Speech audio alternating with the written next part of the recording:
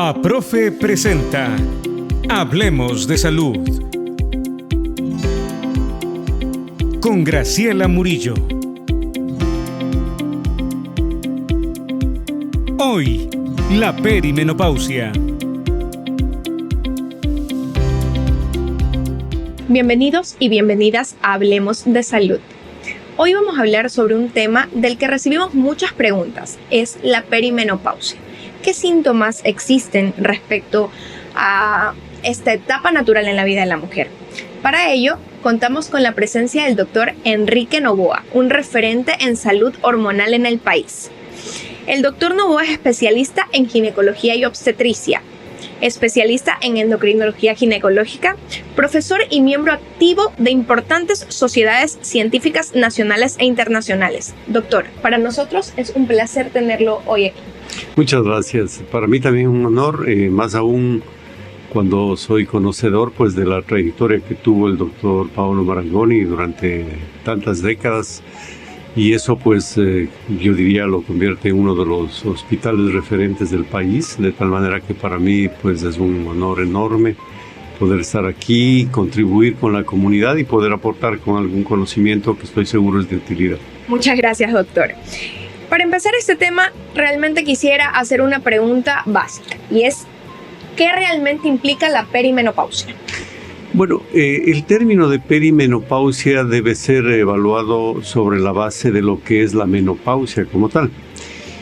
Todos sabemos que existen dos extremos en la vida de la mujer, extremos en la vida reproductiva, podríamos decir, que empieza con lo que llamamos la menarquia, que es la primera menstruación, y termina con lo que es la menopausia o última menstruación. Sin embargo, de ello, a pesar de que esa es la definición de menopausia, nos hemos acostumbrado a hablar de menopausia en general como la etapa en la cual la mujer ya está terminando su vida reproductiva. Y de ahí devienen tres términos, diría yo, que son importantes de conocerlos y que tienen que ver con la perimenopausia, la premenopausia y la posmenopausia.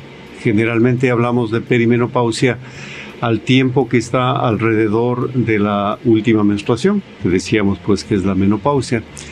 Y sucede que en esa etapa pues podemos tener una serie de signos, síntomas, molestias que las pacientes pueden tomarlas como elemento inclusive para la consulta con el médico, ¿no? Porque la llegada, por ejemplo, de los sofocos, los calores, la sudoración en la noche, el sueño fraccionado, es decir, no duermo 7, 8 horas seguidas, sino que me despierto cada 2 horas, me vuelvo a dormir. Y otros elementos que, pues, de los cuales podemos hablar más adelante configuran esa etapa de la perimenopausia. Pero no hay que dejar de mencionar a lo que es la pre y la posmenopausia porque de eso depende sobre todo el tipo de tratamiento que se va a administrar. Nada más mencionar que en la premenopausia las pacientes van a tener todavía menstruaciones. Sin embargo, de que esas menstruaciones pueden volverse ya irregulares, todavía tienen menstruaciones, y la posmenopausia en cambio se caracterizaría porque la paciente ya dejó de menstruar. Es lo que los médicos utilizamos un término ahí que es la amenorrea, que quiere decir ausencia de menstruaciones. Entonces esas características pues son fundamentales de mencionarlas porque diferencian estas tres etapas, podríamos decir, de la menopausia, que a veces pueden confundir, pueden pues ser un poco difíciles de entender, pero lo fundamental es tener claro que ante la llegada de cualquiera de las molestias que vamos a comentar, hay que consultar al médico. ¿Podríamos decir, doctor, que la menopausia, o en este caso la perimenopausia, es una condición? Claro que sí, es una condición clínica, podríamos decir. De hecho, mencionémoslo así y pues hay que tomarlo esto con mucho cuidado porque a pesar de que la llegada de la menopausia es un proceso natural o fisiológico, decimos los médicos, viene cargada de muchas molestias. Y esto es importante de mencionarlo porque no es raro que inclusive colegas médicos recomiendan a las pacientes que como es un proceso natural, pues hay que recibirlo como tal, no necesitas ningún tratamiento. Y eso no es correcto. En realidad, a pesar de ser un proceso natural, la mujer llega pues tarde o temprano a la menopausia, Esta fase de la vida de la mujer, como ya comentaba, viene cargada de una serie de molestias, trastornos, algunos leves, otros un tanto más graves, y pues que ameritan el control y la consulta con el médico. Doctor, ¿qué tan cierto es que al día de hoy la perimenopausia o el periodo de perimenopausia se ha adelantado, por así decirlo? Hay mujeres más jóvenes que ya comienzan a sentir síntomas. Sí, bueno, es interesante la pregunta en la medida en que pues tenemos que entrar a hablar un poco de las edades en que se presenta la menstruación. Acá en el Ecuador ha habido estudios no tan nuevos, pero que han determinado, por ejemplo, que las edades en las que las mujeres en el Ecuador dejan de menstruar o tienen la última menstruación, ocurre este fenómeno generalmente a los 47, 48 años.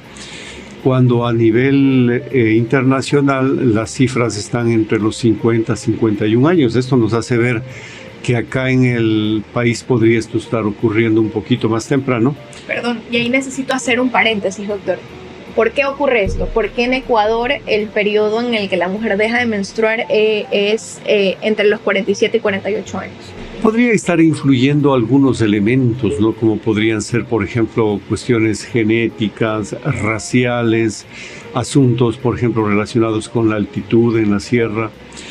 Pero lo fundamental es aquí mencionar que independientemente de la edad en que se produzca la menopausia, la última menstruación, son edades más o menos en las que esperamos que esto ocurra. 47, 48, 50, 51 años, por ahí va. Pero un poco para recabar en lo que podríamos denominar la menopausia precoz. Ahí hay que tener muy clara la cifra porque usualmente esto ocurre en mujeres demasiado tempranamente. Hablemos ahí por los 40 años, quizás menos. Y esto depende un poco de la capacidad de lo que llamamos la reserva ovárica, que no es sino la cantidad de folículos que tiene la mujer en los ovarios. Los folículos son pequeños elementos en donde están los óvulos que servirán cada mes para la posibilidad de un embarazo. Y esos óvulos tienen que consumirse a lo largo de los años. Entre los 15 y los 45 años, más o menos 30 años, se van consumiendo, por así decirlo, los folículos, y esto hace que en algunas mujeres esto puede ocurrir muy tempranamente, es decir, en términos un poco sencillos, digamos, se acabaron los folículos. Se acabaron los folículos. Y eso ocasiona entonces que una mujer antes de los 40 años pueda ya tener sintomatología que todavía no esperaba y que debía haberse presentado más tardíamente, por ejemplo a los 48, 50 años. Entonces ese tipo de mujeres que muy tempranamente presentan la menopausia también son un grupo muy especial que hay que ponerle mucha atención porque están expuestos también a mayores riesgos, sobre todo desde el punto de vista de la salud cardiovascular, de la salud ósea, que hay que tomar en cuenta para que la paciente no se confíe, ¿no? Entonces, si tempranamente ya empiezo a tener molestias como los calores, sudoración en la noche, sequedad vaginal y otros elementos, pues hay que acudir al médico para un control. Una pregunta que nos hacen muy frecuentemente es: tengo 36, 37 años, pero sí tengo este tipo de síntomas. ¿Y por qué me refiero a esto? Porque como estamos en la era de la hiperinformación, donde la gente ya no es como antes, que no consulta, sino que hoy consulta en exceso e incluso a veces se autodiagnostica por lo que lee en internet. Pero nos dicen, por ejemplo, no, yo tengo 36, 37 años, pero siento esto, me he hecho exámenes hormonales y mi médico me dice que no, que estoy muy joven para todavía pensar en una perimenopausia. ¿Esto es correcto? Sí, ocurre con mucha frecuencia y como comentaba, hay casos en los cuales las pacientes pueden interpretar, por ejemplo, que se trata de la menopausia o que está tempranamente entrando en esta, pero posiblemente se trata de otro trastorno. Por ejemplo, hay el hipotiroidismo, hay problemas como el hiperandrogenismo, que también le denominamos, que es el exceso de hormonas androgénicas en la mujer. En fin, hay varias patologías hormonales, varias enfermedades hormonales que deben ser tomadas muy en cuenta porque posiblemente podrían, por así decirlo, simular la sintomatología que presenta una paciente en la perimenopausia. ¿Cómo dilucidar si se trata de lo uno o de lo otro? Pues haciendo exámenes hormonales que nos van a orientar y que son indispensables de realizar en estas etapas de la vida de la mujer, un poco para diferenciar, porque podría ocurrir que interpretamos equivocadamente que se trata de una perimenopausia y a lo mejor empezar un tratamiento que todavía no es necesario. Entonces, en ese caso hay que, correlacionar la valoración médica con los exámenes de apoyo diagnóstico. Los exámenes de laboratorio. Ahora hay algo muy interesante ahí que mencionar, y es el hecho de que una paciente que ya llega a la edad en la que esperamos que se ocurra la menopausia, por ejemplo a los 48, 50 años, y la paciente tiene toda la sintomatología típica de esta etapa, posiblemente en esa paciente no necesitamos hacer exámenes. A lo mejor no, porque la edad ya es la adecuada, la paciente tiene toda la sintomatología, las molestias que son características de la menopausia, la perimenopausia, y eso ya nos pone ante la situación de que deberíamos tratarle a la paciente. Pero la gran duda ocurre cuando son pacientes más jóvenes, en las cuales posiblemente podría haber la posibilidad, digo yo, de que la causa sea otro tipo de trastorno hormonal. Entonces en ellas sí, francamente, deberíamos realizar exámenes hormonales que nos orienten y nos permitan establecer un tratamiento adecuado. En su experiencia, doctor, que es bastante amplia, digámoslo así, ¿cuál es la paciente más joven que usted ha dicho no? O sea, clínicamente hablando, ella no podría estar en este periodo, pero lo está. Bueno, he tenido varias pacientes, quizás la más joven estaría por ahí por los 34 años, y en quienes pues se ha producido ya un consumo de los folículos ováricos, de la capacidad ovulatoria de la paciente, y esto le ha condicionado a una llegada muy temprana de la menopausia. Inclusive en esos casos tan tempranos hablamos de lo que se denomina fallo ovárico precoz, porque puede ser que esas pacientes a lo mejor inclusive ni siquiera tengan la sintomatología de la perimenopausia, pero ya el hecho de haber perdido la capacidad de producir óvulos hace que tengan otro problema que también se presenta en estas etapas, y que es el hecho de ya no poder embarazarse. Concebir, claro. Entonces son pacientes que consultan más bien por dificultad para embarazarse. Uno investiga y se da cuenta que la reserva ovárica, que como decía, pues es la capacidad de tener todavía folículos como para un eventual embarazo, se ha consumido, se ha agotado, y esto les expone a esto que denominamos el fallo ovárico precoz, que un poco vale ponerlo también sobre la mesa un poco para diferenciar de lo que sería la menopausia precoz, ¿no? Porque podría en el fallo ovárico precoz la mujer todavía no tener ni siquiera sintomatología, pero ya haber perdido la capacidad de eventualmente embarazarse. Con su respuesta igual reafirmamos la importancia de acudir al especialista cuando a los primeros síntomas, Sí. Cuando se comienza a tener estos signos y síntomas, es necesario que un médico le evalúe.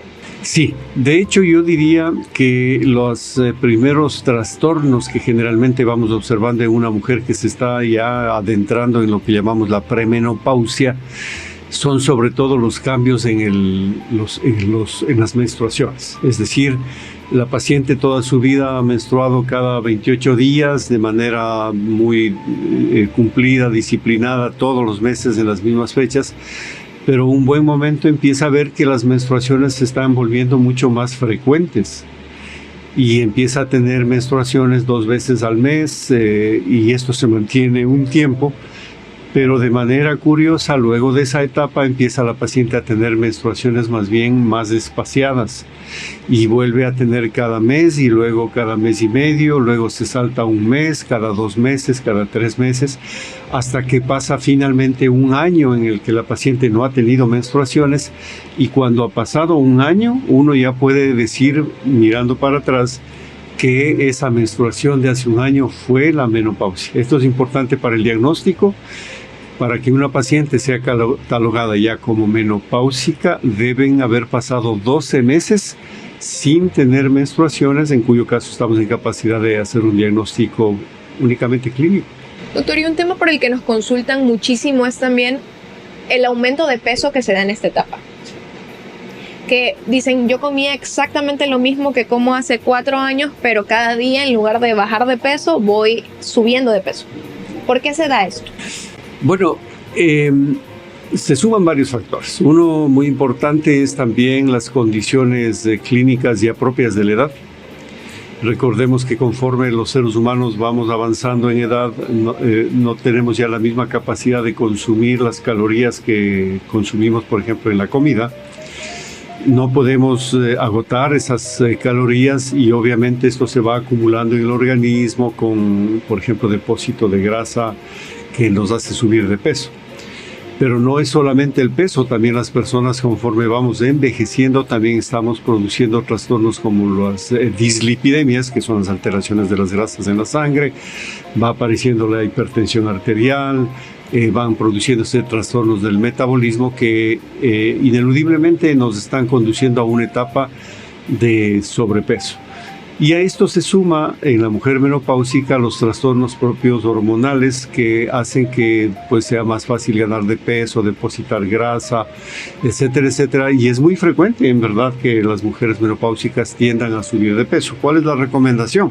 Desde muy temprano en la vida uno debe hacer ejercicio, tener hábitos deportivos que permitan enfrentar adecuadamente esta etapa en la cual se tiene más tendencia a subir de peso para mantener la salud. Pero obviamente una recomendación fundamental en las mujeres que ya llegan a la menopausia es retomar o reinsistir en el ejercicio, la dieta, empezar a pensar un poco que probablemente el alto consumo de carbohidratos, que también contribuye al subir el peso, probablemente no es la mejor estrategia nutricional. Insistir mucho en el consumo de vegetales, en el consumo de proteínas con bajas en grasa, de tal manera que yo digo todo eso pues ayudará a que una paciente mantenga un peso. Pero me ha ocurrido, hay pacientes en las cuales nosotros tomamos las estrategias y recomendaciones de hacer ejercicio, de hacer dieta, y sin embargo no tenemos éxito en bajar de peso, y actualmente pues existen nuevos tratamientos que nos permiten ayudar en ese sentido, ¿no? Que inclusive están pues muy bien conocidos en internet. Entonces una opción es tener la posibilidad de utilizar estos medicamentos nuevos que también permitan que la paciente baje. Como coayudante. Como coadyuvantes, lo esencial, y esa palabra me encanta porque en realidad lo esencial es el ejercicio y la dieta. Y muchas veces yo lo entiendo, porque hay pacientes que a veces por el estilo de vida, por el trabajo, la familia, no encuentran el tiempo suficiente para hacer ejercicio. Pues bueno, hay que buscar la manera. Sí, esto me encanta porque siempre se habla, y lo hemos hablado aquí varias veces, sobre la importancia del ejercicio de fuerza, que me encantó que una de las invitadas que tuvimos me dijo, aunque tú veas en la calle a esa mujer y a esa mujer no se le note que se ejercita, pero la importancia de que esa mujer tenga una buena masa muscular le asegurará que no va a ser o no va a sufrir quizás los mismos síntomas que una mujer sedentaria. Es verdad. Hay dos aspectos que se debe mencionar también en el tema de los trastornos que ocurren en las mujeres en la menopausia, y que pues ahí voy a utilizar dos términos médicos y un poco describirlos, que lo que llamamos la sarcopenia y la osteopenia, que no quiere decir sino, en el caso de la sarcopenia, la pérdida de masa muscular, y de la osteopenia pues la pérdida de la masa ósea. ¿Y una es consecuencia de la otra? De alguna manera van relacionados, pero lo fundamental es que la mujer en la etapa de la menopausia y conforme va llegando la edad madura, va perdiendo masa muscular. Y por ello yo decía, es muy importante que muy tempranamente en la vida empecemos a hacer ejercicio, sí, para tonificar los músculos, pesas por ejemplo, pero también ejercicio cardiovascular que permita un poco también quemar calorías, porque no hay que olvidarse que a nivel del músculo es en donde se consume el exceso de glucosa, que es importante pues mencionarlo. Y esto nos hace ver entonces que estas dos patologías o enfermedades o trastornos que ocurren en la menopausia, que son la pérdida de masa muscular y la pérdida de masa ósea, deben ser tomadas muy en cuenta porque nos exponen a, por ejemplo, pérdida de la fuerza muscular, cuando vemos que una persona no puede levantarse de lo que está sentada a ponerse de pie, tiene dificultad, o lo más grave, sufre una caída y presenta una fractura en la cadera, en la columna, en el antebrazo, como consecuencia también de la menopausia. Aquí no hay que olvidar que los estrógenos, que son las hormonas femeninas esenciales, prácticamente controlan todo en el organismo de la mujer. Y la falta de estrógenos en la etapa de la menopausia, que es la clave de por qué se produce la menopausia, prácticamente va a alterar muchas áreas del organismo, y entre ellas sobre todo el tema de la masa muscular y de la masa ósea me parece que debe ser muy tomado en cuenta para que se haga ejercicio desde muy temprano en la vida. Y habiendo dicho todo esto, doctor, por ejemplo, a manera o a grosso modo, ¿qué recomendaciones usted podría darle a alguna mujer para que viva esta etapa de mejor forma?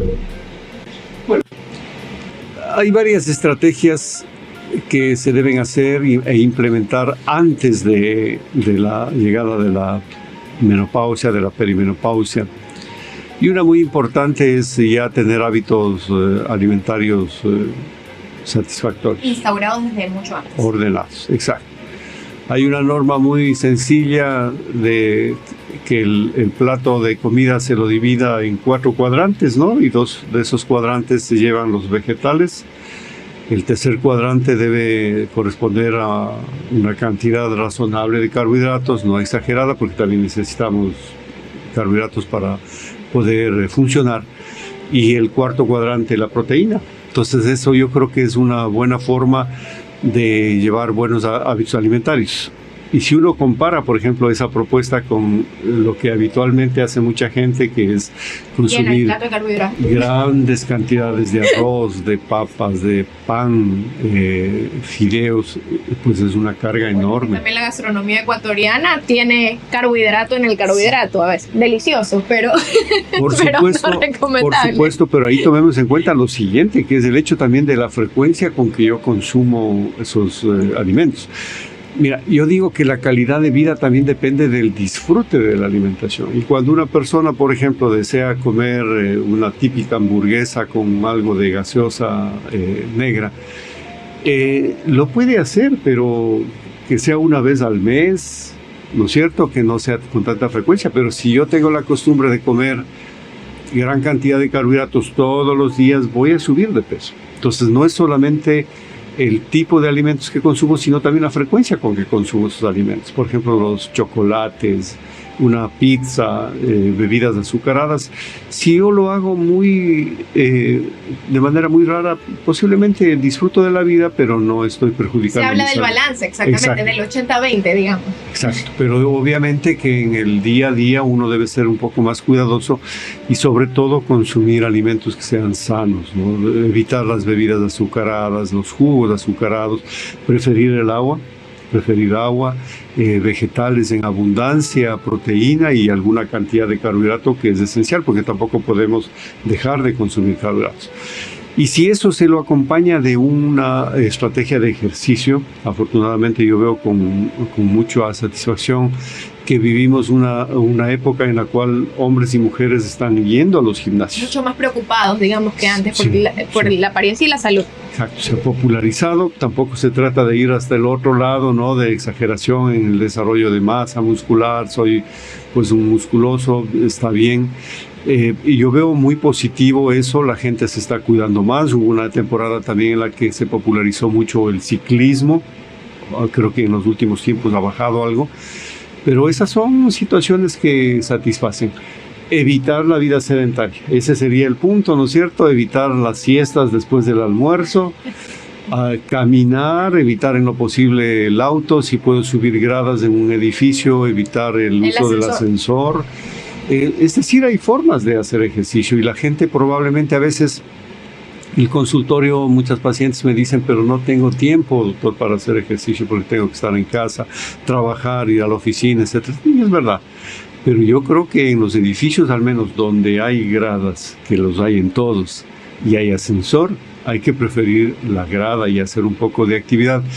Porque esos hábitos tempranos en la vida nos permiten ir sentando buenas conductas de de salud en nuestro organismo, y esto nos permite enfrentar de mejor manera la menopausia. Y un detalle adicional que también quisiera agregar, sobre todo pensando en las jóvenes que hasta los 25 años, es el límite de edad en el que las pacientes, las jóvenes, alcanzan lo que se llama el pico óptimo de masa ósea. Y es importante que entre la adolescencia y los 25 años haya un muy buen consumo de calcio, por ejemplo, con lácteos, leche, queso fresco, yogur, porque eso permite una buena provisión de calcio para los huesos y permite que los huesos a los 25 años sean huesos fuertes. Y si se adquiere esos huesos fuertes, nos permitirá enfrentar de mejor manera la llegada de la menopausia. Pero si una paciente desde muy temprano en la vida ha llevado una dieta desordenada, sin buena administración de calcio, por ejemplo, con toda seguridad va a tener huesos más debilitados y no le permitirá enfrentar adecuadamente la menopausia, en cuyo caso podrá llegar a tener inclusive osteoporosis. Doctor, esto quiere decir que quizás es muy lamentable, pero las pacientes, digamos, de estrato socioeconómico bajo van a tener peores síntomas porque no estuvieron bien alimentadas en muchas ocasiones. Ese ya es un tema social, económico, de los países que no debería ocurrir. Sabemos que todos propendemos a pensar en la justicia social como un elemento de derechos para todas las personas. Lo ideal sería que todos tengamos acceso a una nutrición adecuada, ¿no? Actividad, pero sabemos que por problemas económicos muchas veces eso no es posible. Pero en lo fundamental, diría yo, hay que buscar la forma de alimentarse adecuadamente, evitar el exceso de carbohidratos y sobre todo hacer ejercicio. Doctor, y volviendo un poco al tema médico, más que esta maravillosa explicación que usted nos ha dado al respecto, que es muy valiosa, sobre todo para seguir estos tips, que muchas veces, como usted dice, no necesariamente tienes que hacer 2 horas de ejercicio, pero con que le dediques 30 minutos de tu vida ya estás cambiando algo, ¿no? Pero hay otra pregunta que yo quería hacer y es, ¿todas las pacientes necesitarán quizás reemplazo hormonal? No todas, porque sobre todo depende esto del interés de la paciente. Digámoslo así, Graciela, hay pacientes que no tienen molestias.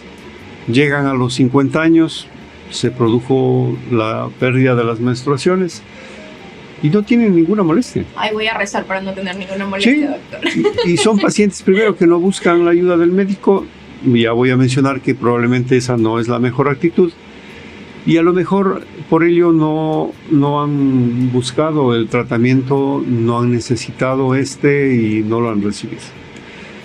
Pero claro, la consulta con el médico sí es indispensable porque aunque no tengan sintomatología, aunque no tengan molestias, no hay que olvidar el tema cardiovascular y el tema óseo y el tema muscular y el tema mental también, que pueden estar siendo afectados. Claro. Entonces, esas pacientes que no acuden al control, probablemente porque no tienen las molestias, a lo mejor no necesitan el tratamiento. Pero las pacientes que ya manifiestan que tienen, hay mujeres que, por ejemplo, sudan, sienten esta temperatura alta, se ponen muy rojitas, son pacientes que van a necesitar tratamiento.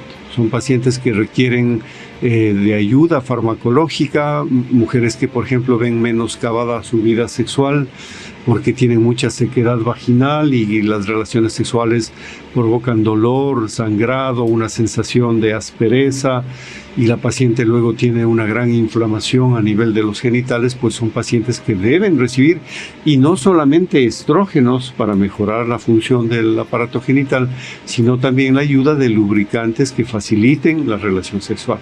Entonces, esas pacientes indudablemente van a necesitar terapia hormonal de la menopausia, pero para ello obviamente se debe acudir donde el médico, ¿no? Mi recomendación es no preguntar a la vecina qué está tomando y yo también tomo lo mismo, no entrar a internet a páginas que probablemente no tienen información adecuada, porque probablemente nos vamos a equivocar. Yo siempre digo algo, Graciela, que es que cada paciente es un universo aparte.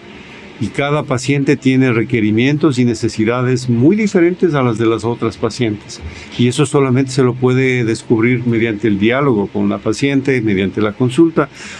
Entonces la recomendación es, mire, si ya empieza a tener alguna molestia, algo que le inquieta que antes no había, no lo dude, venga al consultorio, acuda donde su médico, pregunte y pues habrá la posibilidad de proveerle el tratamiento que necesiten, o a lo mejor no requiere todavía ninguno y todos nos quedamos tranquilos. Doctor, un poco para finiquitar esta entrevista del día de hoy. Hay algunos mitos respecto a este tema que quisiera ir resolviendo. La perimenopausia, uno de los mitos es, ¿la perimenopausia comienza únicamente después de los 50 años? No, comentaba yo hace un momento que la perimenopausia es esa etapa que está alrededor de la menopausia, que es la última menstruación. Ya lo dijimos, generalmente puede ocurrir a los 50, 51 años la última menstruación, la menopausia, pero hay mujeres que lo pueden presentar más tempranamente y son esas pacientes más jóvenes que ya tienen alteraciones de los ciclos menstruales o sintomatología, las que deberían acudir al médico. Otro mito muy común es que la terapia hormonal es muy peligrosa. Bueno, hablemos de lo siguiente para dar respuesta a esa pregunta, Graciela. En el año 2002, en el Congreso Mundial de Menopausia en Alemania, yo estuve ahí, se presentaron los resultados de un estudio que se llama Women's Health Initiative, que en español sería algo así como Iniciativa para la Salud de la Mujer. El famoso WHI, así se le ha conocido a este estudio todos estos últimos casi 25 años.